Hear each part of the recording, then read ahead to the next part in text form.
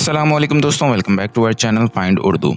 Consignee consignee का मतलब है माल हासिल करने वाला शख्स, वसूल करने वाला।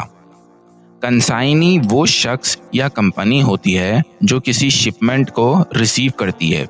जब कोई माल कुरियर या शिपमेंट के ज़रिए भेजा जाता है तो जो बंदा या बिजनेस उसे रिसीव करेगा उसे कंसाइनी कहते हैं। The goods will be delivered to the consignee by Friday.